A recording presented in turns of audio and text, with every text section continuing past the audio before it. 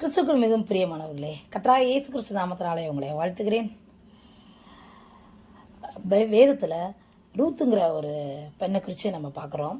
எல்லாருக்கும் இந்த கதை உங்களுக்கு நல்லாவே தெரியும். ரூத் என்பவ ஒரு மோபிய ஸ்ரீ.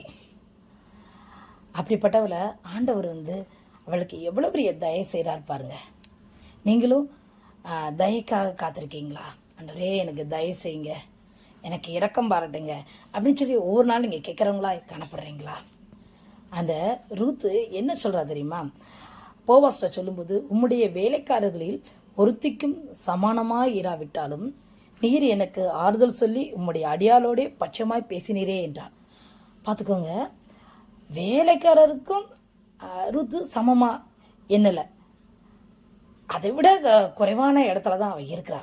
ஆனால் இந்த அதிகாரத்தில் நீங்கள் முழுவதும் இந்த சாப்டர் ஃபுல்லாக நீங்கள் வாசி பார்த்தீங்கன்னா, கடைசியில் அந்த போவாசன் என்ற அந்த ஆசை படைத்தவனுக்கு அவள் மனைவியாக மாறிடுவா. அவளுக்குன்னு தயவு செய்கிற காலத்தை ஆண்டவர் ஏற்படுத்தியிருந்தார். தயவு செய்ய அவர் வல்லவராக இருந்தார். அவளை பார்த்தீங்களா, அவ்வளோ பெரிய ஸ்லாக்கியத்தை ஆண்டவர் அவளுக்கு கொடுத்தார். போவாஸ். ஆனால் அந்த மோவாப்புங்கிற சந்ததி எப்படிப்பட்ட சந்ததி தெரியுமா? சபைக்கு உட்படவே கூடாது அப்படின்னு வேதத்தில் எழுதப்பட்டிருந்த சந்ததி. ஆனால் அந்த சந்ததியில் தான் நம் ராஜாதி ராஜா கத்தாதி கத்தா அந்த சந்ததியில் தான் ஆண்டவர் வந்தார். இந்த ரூத்துக்கு தயவு செய்தார் ஆண்டவர்.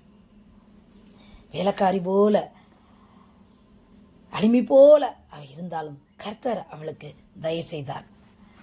நான் உங்களுக்கு ஒரு வேத வசனம் சொல்லட்டுமா? 101 சங்கீதம் 13 தேவரீர் எழுந்தருளி சீயோனுக்கு இறங்குவீர், அதற்கு தயவு செய்ய காலமும் அதற்கு குறித்த நேரமும் வந்தது. இப்போல உங்களுக்கு ஒரு குறித்த நேரம் வரும். நீங்க அதுக்குள்ள கலங்காதீங்க, அவசரப்படவே படாதீங்க. கர்த்தர் உங்களை உயர்த்துவார், உங்களுக்கு தயவு செய்வார். உங்க வாழ்க்கையில தயவு செய்ய அவர் மிகவும் விருப்பமுள்ளவராக இருக்கிறார். கலங்காதீங்க, திகையாதீங்க.